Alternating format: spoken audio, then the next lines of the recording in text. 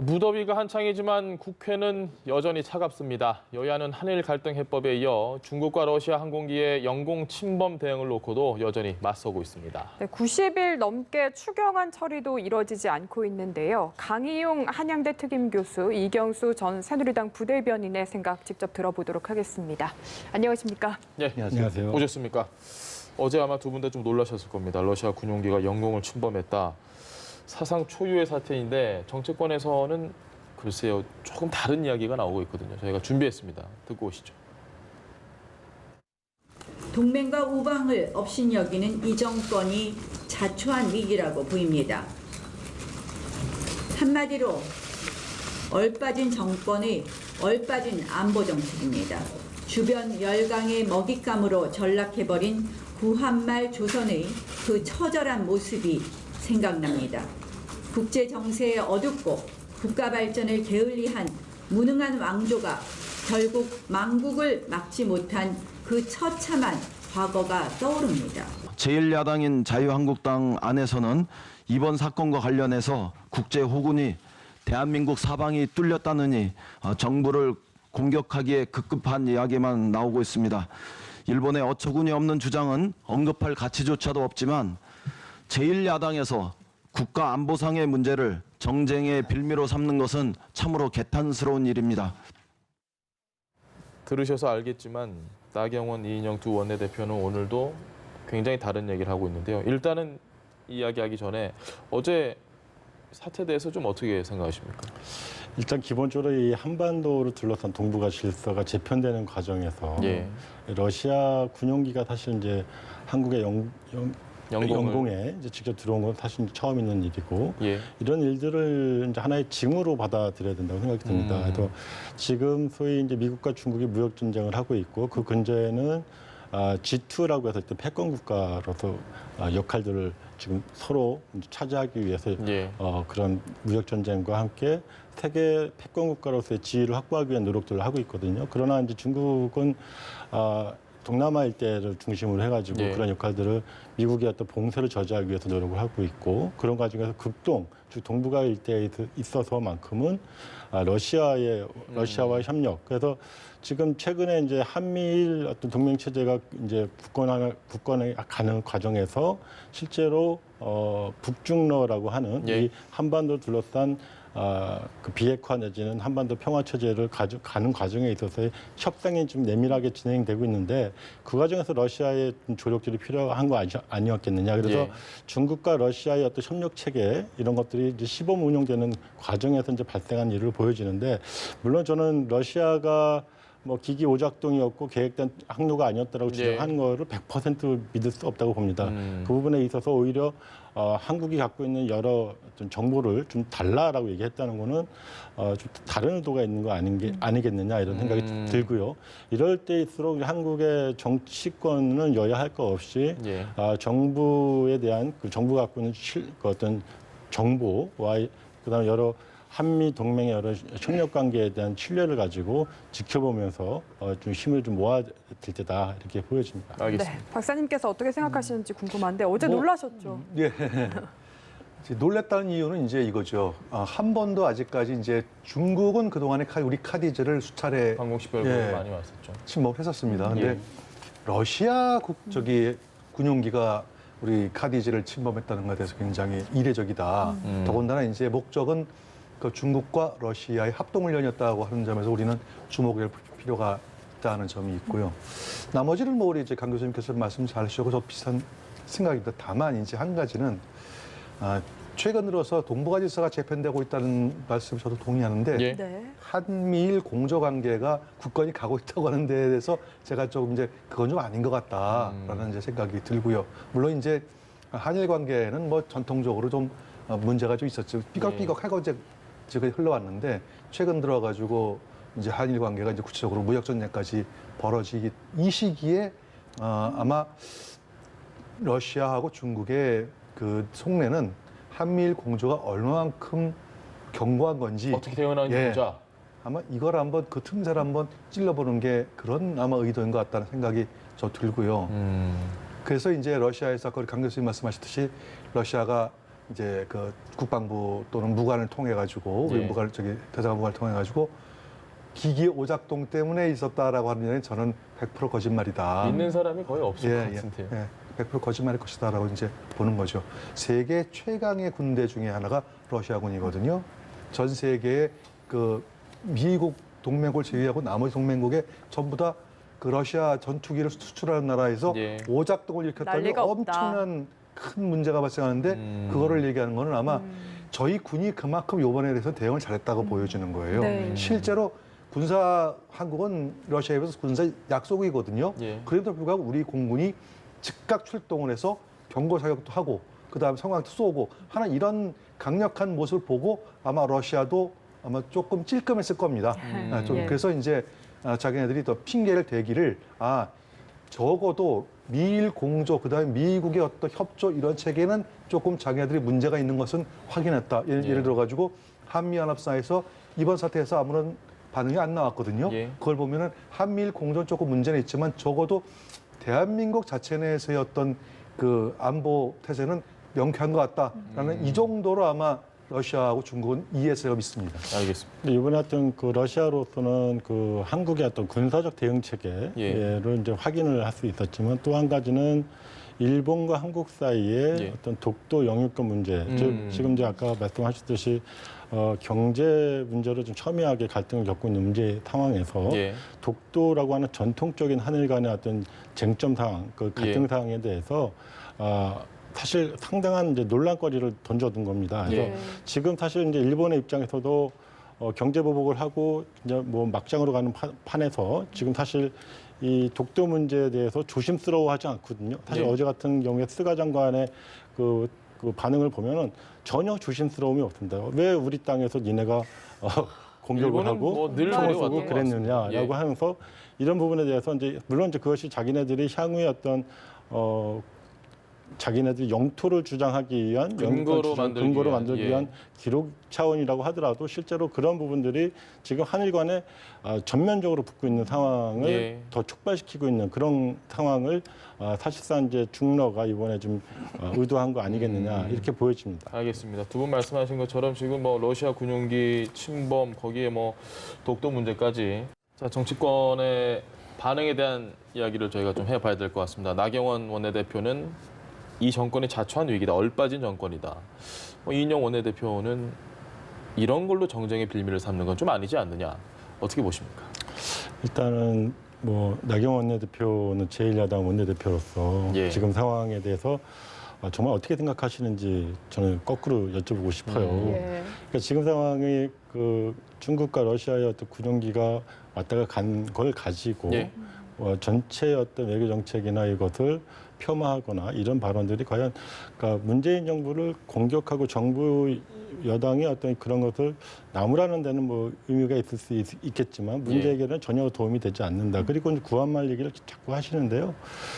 이게 구한말 얘기가 많이 나옵니다, 요즘. 예, 그래서 이제 보면은 이게 저희가 얼마 전에도 이제 그 청와대에서 우리 더불어민주당 원내대표단이 가서 예. 뭐 헤이그 특사 얘기도 나왔습니다. 헤이그 특사 상황을 뭐 굳이 얘기를 하자면 예.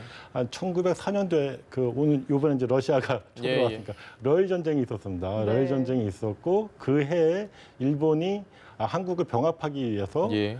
사실상 여러 가지 외교 활동을 전개를 합니다. 동시다발적으로 그렇게 됐고 그 상황에서는 사실 국력이 월등히 차이가 났었죠. 네. 그래서 1905년도에 사실은 그 을사늑약을 네. 하기 위해서 진행이 된 거고 그다음에 그 이후에 러시아의 그 황제가 고종에게 만국 평화 회의에 오라고 초청장을 보내면 네. 사실 네. 이제 헤이그 특사가 가게 돼서 네. 주권을 찾기 위한 좀 피난 노력을 하게 되는 것이죠. 그러나 지금 상황에서 보게 되면 결국에는 우리가 일방적인 누구의 힘을 믿기에도 상당히 어렵다 예. 이런 부분인 거고요. 그래서 지금까지 전후에 형성된 한미일 그다음에 이 북중러라고 하는 전통적인 이런 대립 구도 속에서 사실 저희가 이 한반도 내에서의 평화, 그 한반도 내에서의 비핵화를 가져오기 위한 다양한 노력들을 하고 있는 것이거든요. 예. 이 과정들이 이 분단의 질서, 냉전의 질서를 다시 후세에게 돌려줄 수 없다. 이런 차원에서 진행되고 있는 노력들에 대해서만큼은 여야 할 것 없이 좀 힘을 모아줄 때이다. 그래서 이거를 질타하고, 그러니까 정말 외교 문제에 있어서 질타 받을 부분이 있으면 질타를 받아야 되겠지만 예. 이것을 무조건 깎아내리기 위해서 하는 아파야 되거든요. 사실 야당이 여당을 공격하고 대통령을 공격하면 여당이 대통령이 아파야 들었을 되는데. 때 아파야 되는데 사실 기승전 비판, 기승전 비난 이렇게 가니까 아프지 않거든요. 네. 지금 그러니까 이런 부분들에 있어서 좀 더 자유한국당이 좀 더 그 국익 차원에서 예. 좀 입장을 정리해 주시는 게 마땅하다 이렇게 보여집니다. 알겠습니다. 네, 안보 문제는 정쟁의 도구로는 쓰지 말자는 입장이신데 어떤 생각이십니까? 맞습니다. 안보 문제를 가지고 정쟁의 도구로 쓰는 거는 이제 좀 옳지 않죠. 이건 예. 국가 이익, 단기간 이익도 중요하지만 긴 안목을 볼 때 국가의 발전과 관해서도 안보 관련 부분에서는 정쟁하는 게 맞지 않습니다. 예. 다만 안보 관련 정쟁을 하지 말자고 하는 것은 대내적인 토론을 하지 말자는 얘기가 아니고 대외적으로 다른 얘기가 나가서 안 된다는 얘기거든요. 예를 들어 가지고 우리 대표단이 미국에 갔는데 옛날 조선통신사처럼 정사는 서로 쳐들어온다 전혀 그러고 반대되는. 부사는 안 들어온다 그러고 예. 이런 걸 하지 말자는 얘기지 내부적으로 토론하자는 토론은 그것도 막아서는 안 됩니다. 예를 들어 가지고 이제 아까 우리 앵커께서 구한말 말씀하시지 않습니까? 네. 구한말이 이제 무슨 얘기냐면은 이제 주로 이제 자유한국당을 비롯한 보수층에서 구한말 얘기를 꺼내는 건 뭐냐면은 구한말 시대에는 바로 이제 고종 무능한 그리고 고종에 대원군 대한, 예. 그다음에 민비 아니 그러니까 명성황후 예. 이제 이들이 사회 지도층이 국가 지도층이잖아요. 국가의 지도층들이 서로 생각이 다 다른 거죠. 예. 대원군은 쇄국을 해야 된다 그러고 네. 명성황후를 비롯한 개혁파들은 빨리 개방을 해야 된다 그러고 예. 거기에 고종 황제는 이것도 아니고 저것도 아니고 결정도 못하고 이쪽 따라갔다 저쪽 따라갔다 심지어는 궁궐을 피해가지고 러시아 공사관을 도망가지 피해가는 예. 아관 파천이 일어나기도 하고 예. 이런 것들이 바로 지금하고 똑같다는 그런 얘기를 비유를 하는 겁니다. 다시 말씀드려가지고 지금 이 시기에 아까 제가 처음에 그 러시아 항공기 들어왔을 때 예. 역사상 처음 있는 일 했거든요. 예. 왜 러시아 군용기가 처음 들어왔을까 이 시기에 바로 지금 대한민국의 위치가 한미일 지속적으로 6.25 전쟁 이후에 뭉쳐왔던 한미일 동맹이 흔들리고 있는 것을 전해들 보고 있다는 얘기죠. 다시 말해서 대한민국 지도층들이 정확하게 어떤 국가 목적을 지속하지 않고 정권이 바뀔 때마다 이렇게 왔다 갔다 하면 마치 구한말에 친청파, 친러파, 친중파, 그 다음에 뭐 친미파, 친영파 이렇게 나뉘는 것들을 우려한다는 그런 뜻입니다. 그래서 지금 그 전반적으로 볼 때 정치권이 한 목소리를 내가지고 이 위기를 달성하자고 하는 부분에서 대외적으로는 한 목소리 내는 게 맞다. 네. 예. 그러나 내부적으로는 진정하게 과연 이 문제가 어디에서부터 출발됐고 왜 이와 같은 문제가 발생했는지를 면밀하게 토론하고 검토하지 않으면은 결코 해결될 수 없다. 예를 들어 가지고 좀 짧게 말씀드리겠습니다. 예. 지금 이제 그 여당에서 한일 문제가 발생하니까 지소미아를 뭐 파기하자는 이렇게들 함부로 하거든요. 예. 이게 굉장히 위험한 발언을 하는 거예요, 안보상으로. 왜냐하면 지소미아는 한일 정보 교류 군사정보 보호협정이잖아요. 예. 근데 여기에 이런 게 있습니다. 그 자산을 보면 말이에요. 일본 자산은 같은 경우는 지금 정보위성이 5기, 그 다음에 그 이지스함이 6척에다가 조기경보기 17대가 지금 뜨고 있어요. 정보 수집 능력이 있어서 더 뛰어날 수 있다. 그래서 군사 전문가들은 한국보다 일본의 정보 수집 능력이 약 7배에서 최대 10배까지 많다고 이렇게 평가를 해요. 근데 네. 그럼 한국은 뭐냐면은 탈북자를 비롯한 휴민트 다시 말해서 인적 정보는 얼마든지 우리가 더 우월하거든요. 그렇죠. 그래서 이 부분을 서로 교류를 해서 안보에 사용하자고 하는 건데 이거를 마치 우리가 정보 능력이 뛰어난 것처럼 해가지고 지소미아를 뭐 파기해야 된다 말다 이런 얘기들이 나오는 것 자체가 바로 다시 말씀드려가지고 오히려 정쟁을 유발시키는 거다. 이 말씀을 꼭 드리고 싶습니다. 근데 지금 말씀하셨던 예, 예. 부분은 조금 이제 군사정보보호협정 같은 경우에는 저희가 그렇게까지 필요해서 그 전에도 했겠죠. 그러나 2016년도에 야당의 반대를 무릅쓰고 예. 박근혜 정부에서 이제 하게 된 것이고요. 실제로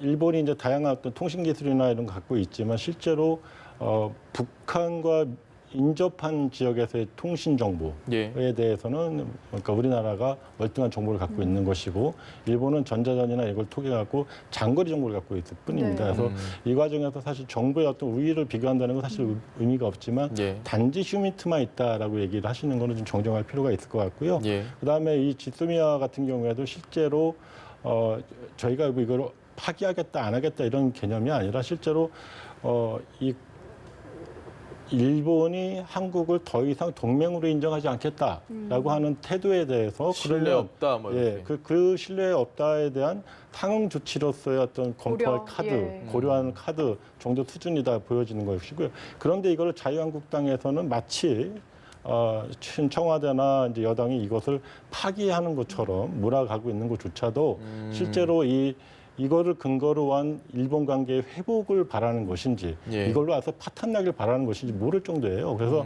이 부분에 대해서는 좀 더 우리가 신중하게 발언들을 하실 필요가 있다 이렇게 생각이 듭니다. 알겠습니다. 지금 일본의 경제 보복에 뭐 독도 영유권 문제까지 합쳐지면서 상당히 많은 국내 중요한 이슈들이 묻혀지고 있습니다. 국회 같은 경우는 추경 얘기가 3달이 넘었습니다. 지금 아직까지도 통과를 못하고 있는데 한국당에서 계속해서 조건을 붙였다가 또 붙이고 또 붙이고 이런 분석들이 많이 나오거든요. 네. 어떻게 보십니까?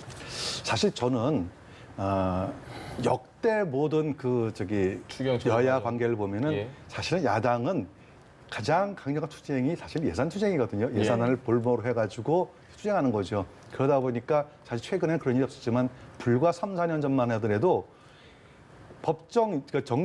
정기국회에서 차년도 예산이 법정 기한을 지킨 적이 한 번도 없어요. 예. 최근 들어서 이제 지키기 시작했죠. 예. 그만큼 이제 그 예산 투쟁에 나가서 야당으로서 이제 가장 중요한 이제 무기가 되는데 그럼에도 불구하고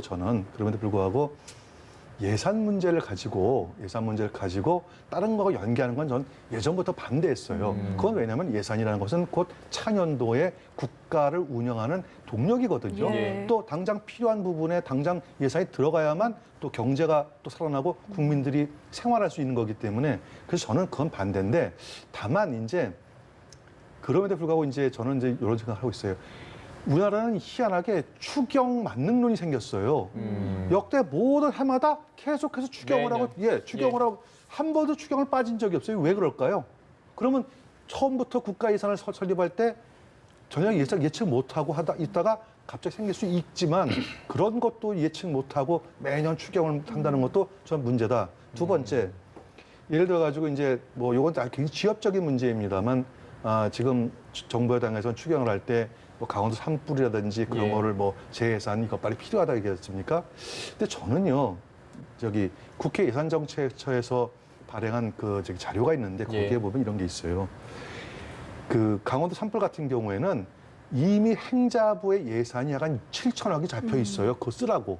그다음에 산림청에도 330억이 잡혀 있어요. 예. 근데 이런 걸 하나도 안 쓰고 굳이 추경을 해서 이걸 해야 된다. 추경 안 해주면은 강원도 산불 피해자라든지 이런 거 복구 못 한다라고 하는 의도가 어디에 있는지 그건 좀 잘못된 거다. 다시 말해서 추경은 정말 여야가 공히 인정하듯이 경제가 어렵거든요. 예. 그럼 이 경제 살릴 수 있는데 가장 급한 데가 어딘지를 해서 거기에 쓰는 추경은 얼마든지 해줘야 되고 찬성하는데 예를 들어 가지고 정말 예산이 있음에도 불구하고 추경을 위한 추경. 이거 붙이고 저거 붙이고 그렇죠. 그러면 안 된다. 예. 그래서 이런 추경을 할 것 같으면 앞으로 추경 문제는 정부가 먼저 추경은 아예 올리지 않는 그것도 한번 생각해볼 필요가 있다. 이런 말씀드리겠습니다. 어쨌든 한국당의 지금 입장에 대해서는 좀 그건 문제가 있다라고 이야기를 하신 것 같습니다. 그런데 이제 일단 상습 추경이 되는 거는 사실 국회에서 이 예산을 짤 때 예.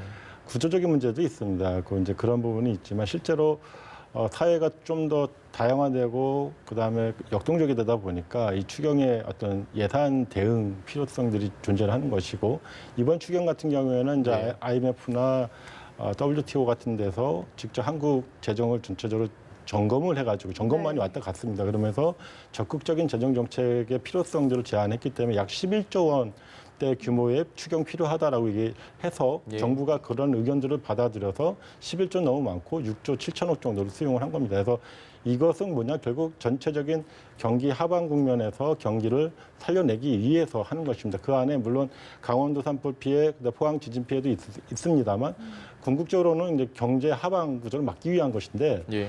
선제적으로 막기 위한 것입니다. 그런데 최근에 이제 2.2%, 2.5%에서 2.2%로 경제 성장률을 전망치를 낮췄습니다. 예. 그래서 저는 오히려 이런 생각도 들어요. 자유한국당 입장에서는 내년도 총선을 치를 때 결국에는 경제 실정론, 경제 심판론으로 가려고 할 텐데 가장 좋은 게 뭐냐면 전년도, 즉 올해죠. 올해 경제 성장률을 최악의 경제 성장률로 만들어놔야 지표가 안 좋아야. 지표가 안 좋아야 자기들 선거에 유리하기 때문에 바로 안 해주는 거 아니냐. 적어도 통과시켜 주더라도 늦게 통과시켜줘서 이 추경의 효과가 사실상 나타나지 않도록 해가지고 경제 성장률을 형편없이 떨어뜨리는 것, 이것이 목표가 아니에요. 이것은 오늘 이제 그 한국은행 총재가 말씀을 했습니다. 2.2%도 추경이 반영된 거다. 그러나 추경이 빠지면 더 빠질 수도 있다. 2.2%보다. 이 얘기가 결국은 자유한국당이 노리는 거 아니냐. 이런 정치를 해서는 안 되겠다 생각이 듭니다. 알겠습니다. 어쨌든 추경안에서 여야가 빨리 합의를 해야 할 텐데 앞으로 사안을 봐도 뭔가 갈등을 더 유발할 사안들만 많은 것 같습니다. 조국 수석이 이르면 내일 교체된다고 하는데 역시 법무부 장관으로 가기 위한 수순이다. 이렇게 보시죠? 예, 저는 사실은 그 지난 시간에 조국 그 수석께서 평상시에 이제 말씀하셨던 하고 그 부분 인품을 비추어 볼 때 네. 장관 안 하실 것 같다라고 이렇게 예측을 했는데 예. 제 예측이 틀릴 것 같아요. 아마 장관은 이제 가실 것 같아요. 이제 그 이유는 뭐냐면은 그 새로 이제 그 임명되는 그 하마평에 아직은 예. 뭐 이렇게 떠 있지 않지만 김조원 가이드가 예. 나오고 있습니다. 그분이 이제 차기 그 정무수석으로 뭐 거의 민정수석이요? 내정됐다, 예. 민정수석으로 됐다는 거 보고 아 조국 장관 가실 것 같다 생각 네. 드는 게 사실은 이제 뭐 민정수석이 여러 가지 이제 일이 있지만 지금 새로 저기 그 하마평을 올리시는 분은 이분은 감사원 출신이지 않습니까? 예. 아마 감사 잔뼈가 굵고 감사원에서 감사관까지 지내셨는데 이 얘기는 무슨 얘기냐면은 앞으로 문재인 대통령께서 이제 하반기 집권 후반기 그 중반기 지나서 그 국정 목표를 뭐냐면은 아마 공무원들의 협조를 이끌어내겠다라는 그런 뜻인 것 같아요. 하지만 해서 공무원의 협조가 없으면은 결국은 그 저기 국정 운영이 어렵다라는 것들을 했고 그다음에 뭐 일부 또 차관 참모들이 그 공무원들 움직이게 한다 해가지고 뭐 말싸움까지 한 적도 있듯이 그래서 아마 그 후임자를 공무원 출신 특히 또 감사원 출신을 이제 그 민정수석으로 하는 게 아니냐. 그렇다면은 지금 문재인 정부에서 가장 핵심적으로 그러기 위해서는 당연히 친박계의 지원이 필요하겠죠. 그렇기 때문에 지금 여러 가지 예결위원장, 사개특위위원장의 친박에게 자리를 주는 거 아니겠느냐 이렇게 볼 수도 있겠습니다. 마지막 질문 드리겠습니다. 공교롭게도 예결위원장, 사개특위위원장, 사무총장까지 어쨌든 친박으로 분류되는 분들이 다 지금 자리를 하고 있는 것 같습니다. 아직 사개특위위원장은 유력한 정도고 이건 어떻게 해석을 하십니까? 그런데 이제 자꾸 이제 친박 비박 이렇게 이제 분류하시는데 저는 진짜 그렇게 보지를 않거든요. 예. 그렇게 보지를 않고 오히려 친황이냐 비황이냐라고 이렇게 구분하는 것이 더 빠르다. 왜냐하면 그래서 사실은 이제 지금은 나타나지는 않고 있지만 그 뭐 일일이 짧은 시간에 제가 말씀드릴 수는 없지만 황교안 대표가 정치권에 들어올 때 적극적으로 이렇게 추진했던 분들이 있어요. 예. 그 중에는 사실은 친박계 출신들이 다수. 많은 게 사실이죠. 다수죠. 하지만 이제 과거에 친이계라든지 전혀 정치권에 관련 없던 분들도 사실 거기에 섞여 있습니다. 예를 들어 가지고 뭐 이인재 전 의원 같은 경우도 상당히 이제 저걸 했던 거고. 그래서 황교안 대표가 지금 이제 친박계에 엎여 있어 가지고 친박계를 중용한다. 그래서 다음번 총선에서 친박계를 계속할 거다. 그렇게 보지는 않고 오히려 거꾸로 지금 그 저기 혁신위원장 같은 경우도 사실은 색깔이 불분명하신 분이거든요. 제가 그래서 그분이 이제 공천 룰이라든지 그런 걸 다 정하실 텐데 그 부분을 보더라도 제가 볼 때는 아마 상당수 다음번 공천 과정 중에서 친이 친박 관계 없이